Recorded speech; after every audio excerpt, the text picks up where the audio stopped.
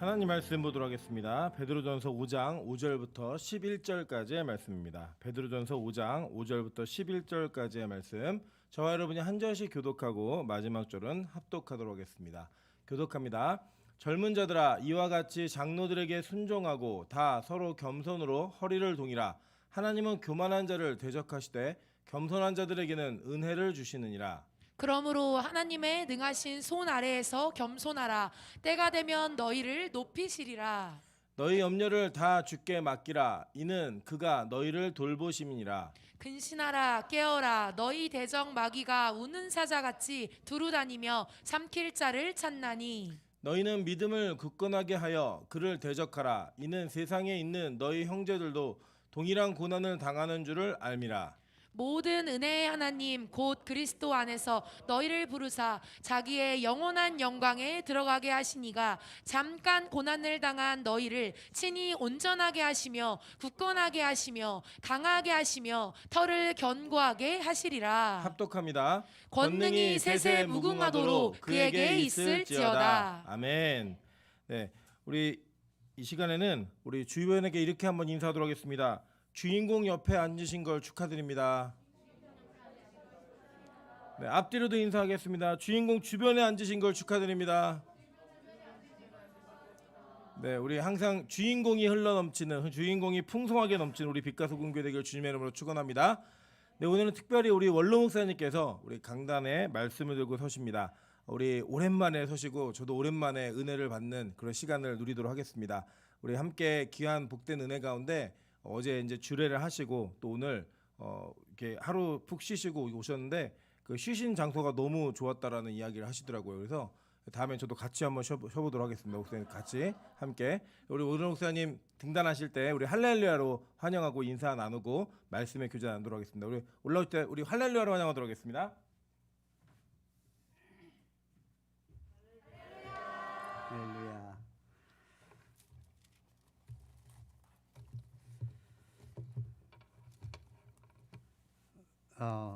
이 강단에 서면 왜 가슴이 설레지요? 여러분들의 아름다운 모습을 보니까 제 가슴이 막 더 울렁거립니다. 특히 오늘 제목도 보면 하나님의 손 아래서 그랬어요. 그런데 하나님의 손 그러면 무엇이 생각납니까? 거기다가 일부러 제가 그 앞에 들어갈 형용사 하나를 빼놨어요. 성경에서 찾으세요. 뭘까요? 그렇습니다. 능하신 손이라고 돼 있어요. 그러니까 하나님의 손 그러면 능하신 손이라는 말씀이죠. 그래서 하나님의 능하신 손 아래서 어떻게 하라고요? 겸손하라. 이제 그러면 여기서 주제가 겸손이 주제일까요? 아니면 그 다음에 무엇이 온다는 것이 주제일까요? 그 다음에 무엇이 온다는 것이 주제겠죠. 무엇이 올까요? 하나님의 은혜가 온다. 하나님의 은혜가 임한다. 이것이 주제예요.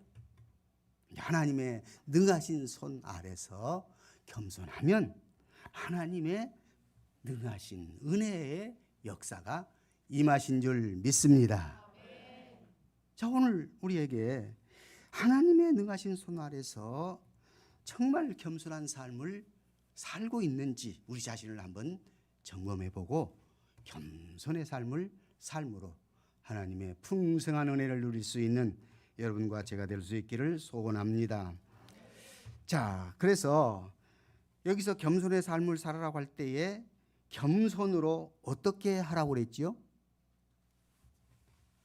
허리를 동이라고 그랬어요. 허리를 동인다는 말이 무슨 뜻이에요? 혁띠를 차란 말 아니겠어요? 혁띠를 차라는 것은 무엇 때문에 혁띠를 차랄까요? 지금이야 몸 체형에 딱 맞게 옷이 돼 있기 때문에 살짝 혁띠 안 차도 안 내려가요. 그런데 옛날은 벙벙했잖아요. 그러니까 혁띠 안 차면 어떻게 되겠어요? 옷이 내려가 버리죠. 그러니까 반드시 옷에는 혁띠가 필요했다. 그러므로 혁띠를 차야 되는데 여기서 혁띠를 차란 말은 그건 또 무슨 뜻이냐 그 말이죠. 무슨 뜻일까요? 여기 영어 성경을 찾아보니까 옷을 입으라고 돼 있어요. 겸손으로 옷을 입어라. 그러면 옷을 입으란 말은 또 무슨 말이냐 말이에요. 옷을 입으란 말은 우리가 옷은 항상 우리에게서 우리 몸에서 떨어질 수가 없잖아요. 늘 지녀야 돼. 늘 함께 해야 돼. 겸손은 우리의 삶에 떼어져서는 안 된다. 왜요? 하나님의 능하신 선이 있기 때문에 우리는 늘 겸손의 삶을 살아야 한다. 그러면 도대체 겸손이라는 것은 뭘 겸손이라고 할까요? 성경에서의 겸손은 하나님의 능하신 선을 늘 의식하면서 우리 이웃, 곧 다른 사람들을 존중하고 그리고 나 자신을 내세우지 않는 거예요. 오늘 교회에서도요, 많은 교회의 문제점이 일어나는 것은 다 요 겸손하지 않는 데서 나타나는 것을 볼 수 있잖아요. 그러므로 오늘 우리는 철저하게 겸손의 삶을 살 수 있기를 원합니다. 그런데 여기서 겸손하되 또 뭐라고 되어 있냐면 그 앞에 뭐라고 어떻게 겸손하라고 되어 있죠? 성경을 보세요. 어떻게 겸손하라고 그랬어요? 예? 서로 겸손하라고 했어요. 서로. 그러니까 너만 겸손하고 나만 겸손하고 아니야. 너도 겸손하고 나도 겸손하고 서로 겸손하고. 여기서 첫 번째 5절에 자, 젊은 자들아 이와 같이 장로들에게 순종하라고 표현을 했어요. 그러면 여기서 장로들에게도 해당되고 젊은 자들에게도 해당되고 늙은 자들에게도 해당되고 젊은 사람들에게도 해당되고 여자에게도 해당되고 남자에게도 해당되고 어린아이에게도 해당되고 다 해당된다 그 뜻이에요. 오늘 우리는 서로 겸손해져야 돼. 서로 겸손하는 것이 하나님의 은혜 받는 통로임을 믿습니다. 자, 그래서 서로 겸손하라는 것이죠. 여기서 서로 겸손하라고 할 때에 또 그 다른 성경 번역에는 서로 섬기기 위해서 겸손하라고 그렇게 돼 있어요. 그러니까 서로 겸손하라는 말은 서로 섬기는 데에 겸손해야 할 필요가 있다고 말이죠. 우리는 서로 섬겨야 돼. 섬기는 삶이 사실상 예수 그리스도의 삶 아니겠습니까? 예수님 이 땅에 내가 떵떵거리며 왕으로서 권력을 누리기 위해서 온 것이 아니요 섬기려 하고 많은 사람의 대속물로 자신을 주시기 위해서 오셨다고 했지 않습니까? 마가복음 10장 45절이죠. 자, 분명히 말씀합니다. 오늘 여러분과 저의 삶은, 크리스찬의 삶은, 교회 생활은 섬김의 삶인 줄 믿습니다. 섬기는 거예요. 그렇지 않아요? 목사님이 여러분들을 섬기지 않아요. 우리도 목사님을 섬기고 서로 성도들끼리 섬기고 그러면 교회가 얼마나 아름답고 놀랍게 부흥하겠습니까? 그런데 오늘 매스컴에 비춰지는 교회들 보세요. 왜 그럴까요? 섬김이 없으니까. 섬긴다고 해도 형식적으로 섬기고 잘못되게 섬기니까 문제가 발생하죠. 오늘 서로 섬기되 예수님이 우리에게 본을 보여준 것처럼 철저하게 섬김의 삶이 되어질 수 있기를 원합니다. 사실상 어제 내가 주례사에 좀 시간이 길었으면 섬김에 대해서 좀 이야기하려고 그랬어요. 그런데 그 예식에 뭐라고 하냐면 신랑도 신부도 목사님 말씀과 선포까지 모든 것까지 10분 이내에 다 마쳐야 됩니다. 그래서 그래 그렇게 하자 했는데 그 진행 맡은 그 여자가 와서 또 5분 내에 하면 안 됩니까? 그래도 무슨 말이냐? 우리 지금 기독교식으로 예식을 하려는데 뭘 5분 만에 메시지하고 선포까지 하고 뭐 서약까지 하고 다 하란 말이냐? 안 된다 하면서 10분을 채우려고 했는데 어때요? 10분 넘었습니까? 못 넘었습니까? 넘었습니까? 10분은 안 넘었죠. 네, 그래서 이제 섬김에 대해서 이야기하려고 했는데 부부 생활은 다른 거 아니에요. 섬김이더라고요. 한번 결혼한 분들 한번 생각해 보세요. 결혼 생활의 행복은, 결혼 생활의 무난하고 아름답고 좋은 가정은 어떤 가정이더라고요? 섬기는 가정이더라니까. 섬기는 가정. 저도 섬기려고 노력해요. 네, 섬기려고 해요. 그런데 가끔 안 될 때가 있어요. 그러면 구운 밤을 내가 스스로 딱 때리고 싶었지만은 가끔 저한테 일침을 줄 때가 있어요. 그럼 그때 그럴 때 많습니다. 섬겨야 돼요. 부부 생활은 섬김이에요. 다른 거 없어요. 섬겨야 돼. 자기를 내세우고 자존심을 갖고, 물론 바람직한 자존심은 우리가 가져야 돼요. 그런데 자존심을 내세우려고 해서는 안 된다 그 말이죠. 섬겨야 철저하게 섬김의 삶이 실천될 수 있기를 원합니다. 특히 교회 생활은요, 섬김의 생활이 실천이 안 되면 어렵다니까요. 섬김의 생활이 실천 안 되면 같이 어디를 가도 재미도 없고요. 무슨 일을 해도요, 자꾸 안 좋은 것만 보여요, 자꾸. 그러니 섬기면 아름다워져요. 섬기면 기뻐져요. 섬기면 감사가 생겨요. 그러므로 우리 서로 섬깁시다. 한번 다짐해 봅시다. 서로 얼굴 마주 보시면서 우리 서로 섬겨 봅시다.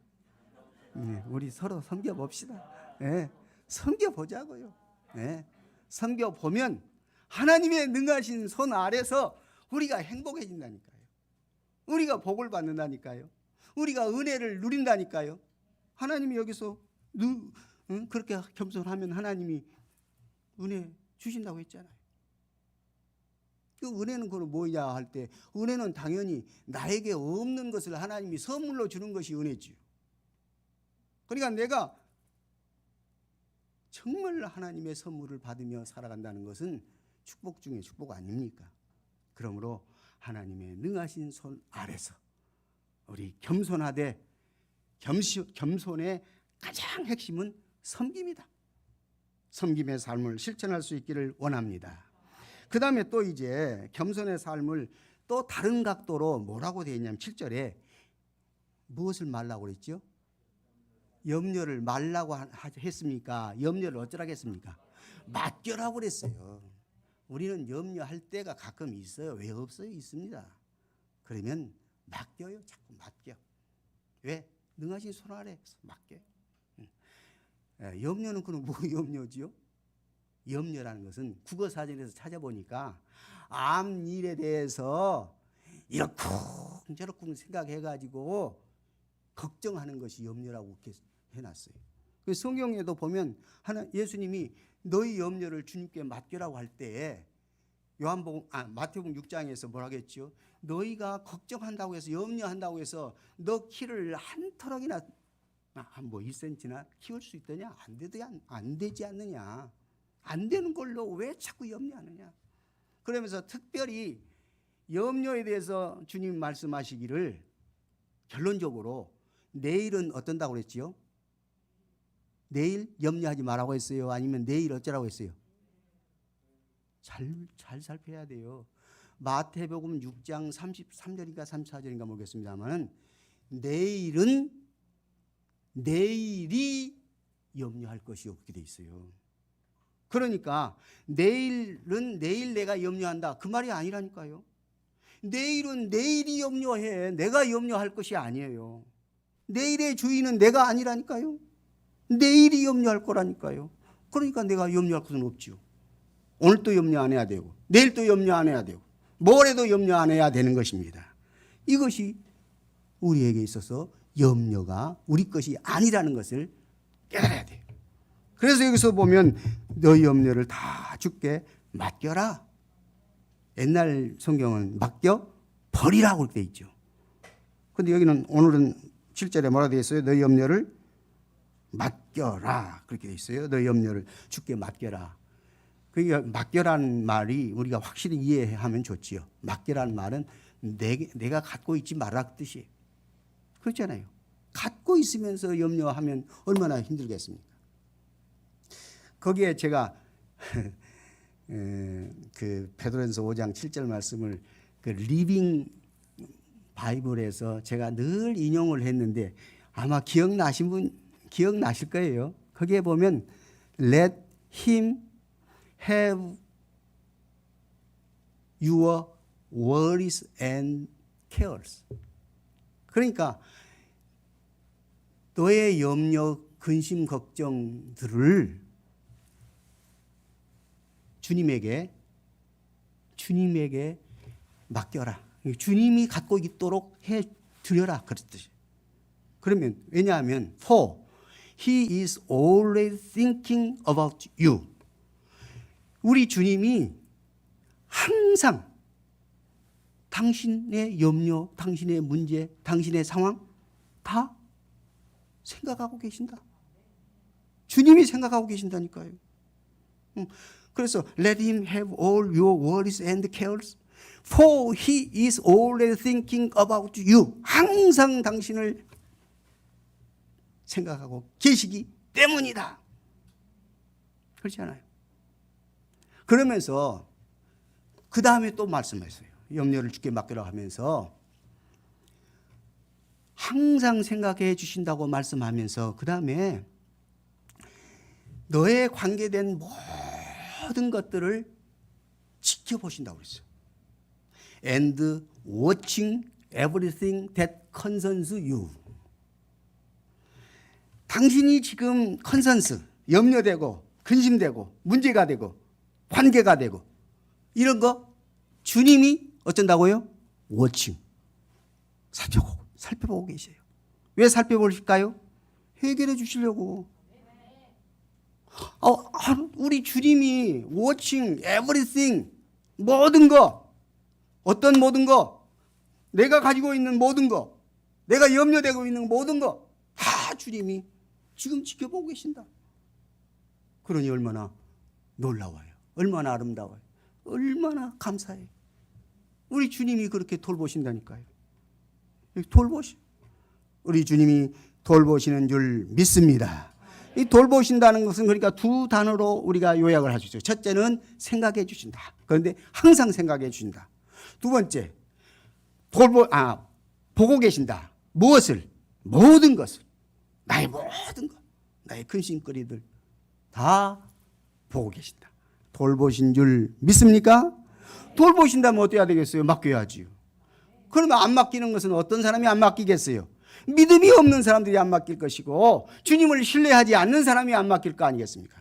여러분과 저는 주님을 신뢰하는 복된 인생들, 복된 주의 거룩한 백성들 되어질 수 있기를 원합니다. 그래서 주님이 염려를 주님께 맡겨라. 베드로를 통해서 우리에게 지금 말씀하고 계시는 것입니다. 그래서 겸손의 삶을 살되 겸손으로 허리를 동이고 서로 겸손하고 그리고 염려를 주님께 맡기는 것이 겸손의 삶이다. 겸손의 삶을 우리가 살아야 돼. 그 다음에 이제 네 번째로 뭐라 했죠? 근신하고 깨어라고 그랬죠. 근신하고 깨어라. 그래서 근신한다는 것과 깨어라는 것은 어떤 의미일까? 근신한다는 것이 무슨 뜻이죠? 우리가 한국어를 자주 쓰면서도 막상 정확한 의미를 모르고 쓰더라고요. 근신이 뭐죠? 근신? 걱정하는 거예요? 아니잖아요. 근심이 걱정이고 근신이라고 했어요. 근신. 이것은 셀프 컨트롤이에요. 자제력이에요. 자제력. 여긴 다 맥락이 지금 통하고 있어요. 우리 하나님이 능하신 손으로 우리를 지금 보살피시고 인도하시고 함께하시고 돌보시고 그러기 때문에 우리가 겸손해야 되는데 그 겸손은 염려하지 않는 것도 우리의 주님을 신뢰하고 주님을 따르는 것이니까 내가 그렇잖아요. 겸손해지는 거 아니겠어요? 그 다음에 근신하고 깨어라. 그리고 또 주님의 능하신 손 아래서 성령 안에서 나의 삶을 지금 살아가니까 주님이 말씀하시고 주님이 인도한 대로 내가 따라가면 다른 데에 신경 쓰지 아니하고 다른 데 헛문 팔지 아니하고 그냥 혈기 부리려고 하지 아니하고 근신할 거 아니겠어요? 근신하는 거예요. 근신한다. 그것은 말이나 행동을 삼가고 조심한다. 그런 뜻인데 우리가 정말 주님 안에서 행동을 삼가고 성령 안에서 우리가 우리의 말과 행실을 조절해 가면서 살 수 있잖아요. 하고 싶은 대로 말 나온 대로 다 하면서 살면 무엇이 일어나지요? 싸움만 일어나죠. 잘못된 거 생각나죠. 아까 섬긴다는 것도 바로 그렇죠. 섬기기 위해서는 내가 항상 기뻐서 섬깁니까? 항상 좋아서 섬깁니까? 그건 아닐 때가 많지 않아요. 그러나 주님이 섬겨라고 하셨고 또 주님이 내 안에서 지금 기뻐하시니까 주님의 뜻이니까 감사함으로 우리는 섬기는 거죠. 근신하는 것도 그 뜻이에요. 근신하라. 그 다음에 깨우라고 그랬죠. 깬다는 말은 우리 국어사전에서 뭐 잠에서 깨고 술 취하면서 깨고 뭐 꿈에서 깨고 그렇게 이야기하는데 성경상에 깨어라는 말은 무슨 뜻이겠어요? 제정신을 차리라는 말이에요. 왜 제정신을 차리라는 말일까요? 성령 충만함을 누리는 삶이라 그 말이죠. 성령의 지배를 받는 삶이라 그 말이죠. 성령 충만이라고 하면 많은 사람들이 오해하는 것은 발끝에서부터 머리 꼭대기까지 철렁철렁 무엇이 철렁철렁이란 말이에요. 그것은 충만의 개념을 오해하고 있어요. 충만은 순간순간 주님이 인도한 대로 따르는 것이 충만이에요. 순간순간 성령님께서 나에게 말씀하시고 깨닫게 하시고 행하게 하실 때에 순종하는 삶이 성령 충만의 삶이에요. 말씀으로 충만하고 예수로 충만한 것이죠. 오늘 우리는 그래서 근신하고 깨어란 말은 다른 말로 표현하면 기도의 삶을 꾸준히 진행하십시오. 그 뜻이에요. 기도의 삶을 꾸준히 진행하십시오. 기도의 삶을 꾸준히 진행하면 성령의 지배를 받지 않을 수가 없잖아요. 당연히 성령의 지배를 받게 돼요. 그러므로 성령의 지배를 꾸준히 끊임없이. 그러니까 성령 충만이라는 말은 헬라어에 지속적으로 주님의 인도를 받으라 그 뜻이에요. 지속적으로 계속해서 주님의 인도를 받아야 할 것입니다. 깨어라는 것이죠. 곧 그것은 마귀가 이유를 거기다 말했잖아요. 마귀가 우는 사자처럼 두루 삼킬 자를 찾고 있다 그렇게 표현했잖아요. 이 마귀를 하나님이 안 만들었으면 좋았을 텐데 왜 만들어 놓고 우리 보고 자꾸 마귀한테 대적해라 뭐 마귀 조심해라 그러실까? 그런데요 사실상은 이 마귀의 활동도 우리들을 헛군데 가지 않도록 다시 말하면 우리를 도와주는 역할을 해요. 마귀가 따지고 보면 그 말이 잘못하면 또 이단도 말을 하는데 그 말이 아니라 이 마귀를 통해서 하나님은 하나님의 뜻을 이루어 가셔요. 그러니까 마귀가 나를 찾으려고 하면 나는 어째요? 발로 쿡 차버리고 그리고 마귀 생각을 하지 말고 마귀 그 말을 내가 더 이상 신청하지 말고 하나님의 말씀으로 그냥 달려가 버리면 될 거 아니겠어요? 그런 거예요. 그러니까 마귀를 어쩌라? 대적해라. 마귀를 어떠라? 대적해라. 마귀를 대적해야 할 것입니다. 마귀를 대적한다고 할 때 마귀의 현 주소를 알아야 된다고 했죠. 마귀의 현 주소는 그 세 가지 이야기했죠. 첫째, 우는 사자같이 그랬어요. 우는 사자. 우는 사자는 왜 울지요? 사자가 배부르면 사자처럼 게으른 놈이 없어요. 사자는요 배부르면 옆에서 그 먹을거리가 지나가도 가만히 있어요. 놔둬요. 그런데 배고프면 어때요? 요즘에 사자들 보니까 배고픈 놈들은 막 기린 위에도 올라가더라고요. 그 높은 기린 위에도 올라가.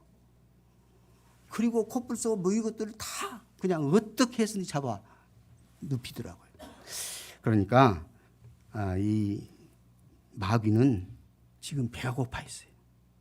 잡으려고. 그 다음에 두루 다니며 그랬어. 두루 다닌다는 것은 뭐예요? 한 군데만 있지 않아요. 물론 전략적으로 어떤 데는 지나가기를 다 기다리고 한 군데 있다가 딱 겹치기도 하지만 대부분이 쫓아가요. 쫓아가서 잡아요. 두루 다녀. 여기 없으면 저기로 가고 저기 가고 계속해서 두루 다녀요. 마귀의 지금 활동 방법이에요. 활동 영역이에요. 그 다음에 어때요? 삼킬 자를 찾는다고 그랬어요. 삼킬 자는 누구를 가르칠까요? 표적. 우리가 표적이 되어서는 안 되는데 가끔 표적이 될 때가 있단 말이죠. 그러면 표적이 됐을 때 발로 차버리면 왜? 성령인 주님이 나와 함께 하시니까 주님의 능하신 손을 우리가 붙잡기만 하면 그러니까 주님을 신뢰하고 대적하라는 뜻이에요. 그저 우리가 스스로 마귀가 오면 야 마귀야 나와 싸워볼까? 영락 없이 집니다. 그런데 주님의 능력의 손 안에서 성령의 은혜 능력으로 주님이 나와 함께 하신 것을 신뢰하고 주님을 신뢰하고 마귀가 오면 발끝으로만 차버려도 도망가게 돼 있어요. 그러니까 주님을 신뢰하고 철저하게 신뢰하고 마귀를 대적할 수 있기를 원합니다. 마귀가 아무리 우리를 표적을 삼는다 할지라도 주님을 신뢰하기만 하면 주님을 의지하고 주님의 말씀대로 나아가기만 하면 마귀는 도망가게 되어 있습니다. 그런데 마귀가 죽어버리면 좋겠지요. 안 죽는다니까요. 도망가기만 해요. 왜 도망갈까요? 다음에 보자는 거예요. 지금은 도망가지만 다음에 보자. 그리고 도망가요. 요즘에 그 사자들 보면요. 가끔 물소나 콥소들이 달라든 거 있어요. 사자가 막 도망가요. 그런데 사자는요. 도망갈 때 으그적으적 도망가요. 왜? 너희들이 나한테 달라온다고 해도 나는 너희들에게 잽이 안 돼. 다시 말해 너희들은 내가 얼마든지 잡을 수가 있어. 이러면서 도망가요. 순간적으로 도망가요. 그러나 다음에 어때요? 어느 순간 기회를 탁 포착해서 잡아버려요. 마귀가 그럴 수가 있어요. 그러니까 항상 내 안에 성령을 의지하고 주님의 말씀을 따라서 마귀를 대적할 수 있기를 원합니다. 자, 그 다음에 이제 또 중요한 것은 믿음을 굳게 해서 마귀를 대적하라고 그랬어요. 믿음을 굳게 하지 않으면 우리는 마귀를 100번 대적하려고 해도 안 돼요. 구조상 우리는 연약해요. 마귀는 더 세요. 그런데 성령 안에서 우리는 마귀를 완전히 제압할 수가 있어요. 그러니까 믿음을 굳게 하면 돼요. 그런데 믿음을 굳게 하지 않으면 넘어져요. 믿음을 굳게 해서 마귀를 대적해야 됩니다. 자, 그러면 여기서 믿음은 도대체 어떤 믿음일까요? 믿음은 중요해요. 아주 중요한데 이 믿음은 예수께서 그리스도라는 사실을 믿는 믿음이에요. 예수님의 존재만 믿는 것은 믿음 아닙니다. 마귀들도 예수님의 존재를 믿어요, 안 믿어요? 믿는다니까요. 이 마귀들도 예수님의 존재는 믿어요. 그게 믿음이에요? 아니에요. 믿음이란 예수께서 이제 2부 예배에 이제 그 요한일서의 내용이 나옵니다만은 잠깐 이야기를 하면 예수께서 그리스도라는 사실을 믿는 믿음만이 마귀를 대적할 수 있는 믿음이지 그렇지 않는 믿음은 헛된 믿음, 다른 믿음입니다. 잘못된 믿음이에요. 예수가 그리스도라는 그러면 예수는 예수고 그리스도는 그리스도고 우리는 예수 그리스도 그러지 않습니까? 그런데 뭐 문제입니까? 물론 알고 그렇게 말하면 당연히 예수예요. 그러나 모르고 무조건 예수의 존재를 믿으면서 나는 예수 그리스도를 믿습니다. 그건 믿음이 아니라 그 말이에요. 예수께서 그리스도라는 거예요. 다시 말하면 예수님을 증거하는 것은 이제 물과 피와 성령이라고 이렇게 요한일서 이제 나와요. 그런데 도대체 물은 뭐이고 피는 뭐이고 성령은 뭐냐? 예수께서 성령으로 잉태하셨지만은 육신의 몸을 입고 오셨잖아요. 그렇기 때문에 예수님이 세례를 받으셔야 돼요. 세례를 받으실 때 하늘에서 내 사랑하는 아들이고 기뻐하는 자라고 누가 말했어요? 하나님께서 하늘에서 증거했어요. 누가 증거해 줬어요? 하나님이 증거했다니까요. 그러니까 예수님이 육신으로 오신 분인데 하나님의 아들이라는 것을 거기서 증명해 주신 거예요. 그 다음에 예수님이 이제 실질적으로 육신을 입으시고 이 땅에 오셔서 온 인류의 죄를 다 담당하시고 십자가에 죽으셔야 하나님의 뜻을 이루잖아요. 만약에 예수님이 십자가에 못 박아 죽지 않았으면 하나님의 뜻은 이룰 수가 없어요. 그럼 십자가에 못 박아 죽는 그 순간 바로 하나님의 뜻이, 하나님의 영광이 드러나고, 그래서 예수 그리스도의 부활이 곧 이제 예수가 육신으로 오셨지만은 그리스도라고 하는 확신을 주신 거죠. 자, 그러니까 예수님은 육신으로도 오셨지만 철저하게 하나님의 아들이라는 것, 그 다음에 성령님께서 우리가 하나님의 아들인 것을 증거해 주고 성령 안에서 우리의 삶이 이루어질 수 있도록 지켜주시고 인도하신다. 자, 그것은 이제 곁으로 나간 거예요. 2부 예배 때 할 이야기인데 잠깐 그 이야기 했어요. 어떻든 이제 우리가 하나님 은혜 안에서 믿음을 굳게 해야 된다. 믿음을 굳게 하되 예수 그리스도께서 그리스도임을 철저하게 믿고 하나님에 대해서 하나님을 두려워하고 경건의 삶을 살고 사랑을 실천하고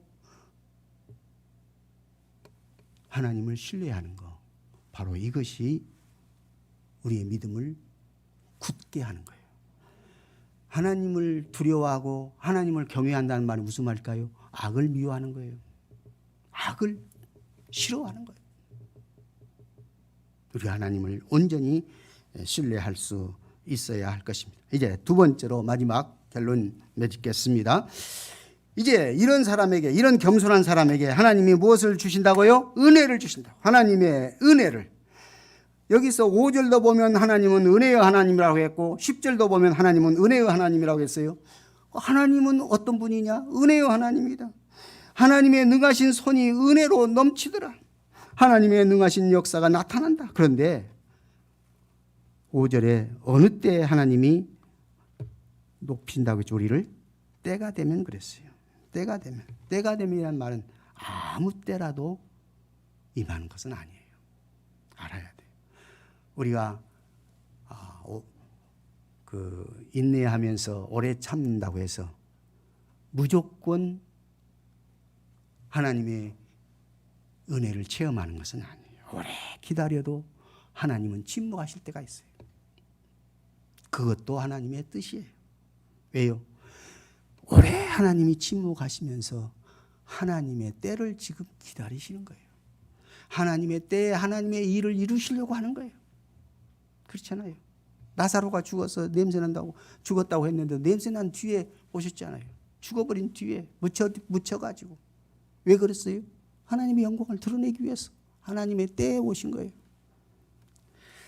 그러면서 여기서 뭐라 했어요? 잠깐 고난을 당한 게 한 후에, 그렇잖아요. 10절 보면 잠깐 고난 당한 후에, 그러니까 여기서 잠깐 고난 당한 것은 하나님의 때란 뜻이에요. 하나님의 때에 맞춰서 하나님은 은혜 베푸시는 줄 믿습니다. 보세요. 우리가 식물을 심고 당장 열매가 맺습니까? 아니잖아요. 자라고 꽃이 피어야 되잖아요. 꽃이 핀다고 해서 당장 열매 맺습니까? 어느 기간이 지나가야 되잖아요. 열매를 맺혀요. 우리 하나님께서 우리에게 이런 아름다운 역사가 임할 줄 믿습니다. 잠깐 고난을 당한 하나님의 때에 하나님이 역사하신다. 그러므로 무조건 고난당한 자에게 은혜 주시는 것이 아니라 하나님의 때에 하나님의 은혜는 임하신 줄 믿습니다. 이제 하나님이 이렇게 놀랍게 돌보시는데 하나님의 침묵은 나를 위해서 일하고 계심을 우리가 신뢰할 수 있는 그 믿음이 필요하다는 것을 기억해야 할 것입니다. 이제 이런 사람에게 하나님이 은혜를 주시고 돌보시는데 어떻게 하신다고 그랬어요? 자, 온전케 해주신다고 그랬어요. 온전케. 온전케라는 것은 무슨 말이냐면 기운을 차리게 한다. 제자리에 단단히 앉히신다. 전보다 더 강하게 해 주신다. 그리고 털을 견고케 해 주신다. 그렇게 쭉 지금 나열하고 있지 않습니까? 여기서 털을 견고케 한다는 말이 무슨 말이냐면 우리의 목표가 흔들리지 않게 하신다는 뜻이에요. 우리의 삶의 목표가 주님을 향해서 믿음 안에서 견고하게 설 수 있도록 인도해 주시는 줄 믿습니다. 자, 이제 유다서 보겠습니다. 유다서 1장 24절 25절 말씀 한번 읽어봅시다. 시작. 능히 너희를 보호하사 거침이 없게 하시고 너희로 그 영광 앞에 흠이 없이 기쁨으로 서게 하시리. 곧 우리 구주 홀로 하나이신 하나님께 우리 주 예수 그리스도로 말미암아 영광과 위엄과 권력과 권세가 영원 전부터 이제와 영원토록 있을지어다. 아멘. 아멘. 자, 그 전에 한 그 요한 1서를 제가 말씀을 드리려고 하다가 잊었어요. 자, 요한 1서 2장 17절도 보겠습니다. 요한 1서 2장 17절입니다. 시작. 이 세상도 그 정욕도 지나가되 오직 하나님의 뜻을 행하는 자는 영원히 거하느니라. 아멘. 그래요. 세상도 정욕도 다 지나가요. 그러나 하나님의 뜻은 변함이 없어요. 영원해요. 그러니까 하나님의 뜻대로 살면 은혜 받는 인생인 줄 믿습니다. 우리가 은혜 받는 인생은 뭐냔 말이죠. 하나님의 뜻대로 사는 거죠. 하나님의 뜻대로 사는 것이 겸손하고 그리고 섬기고 염려를 주님께 맡기고 믿음을 굳게 하고 그렇게 살아가는 거라니까요. 그렇게 할 때 하나님이 풍성한 은혜를 주시는 줄 믿습니다.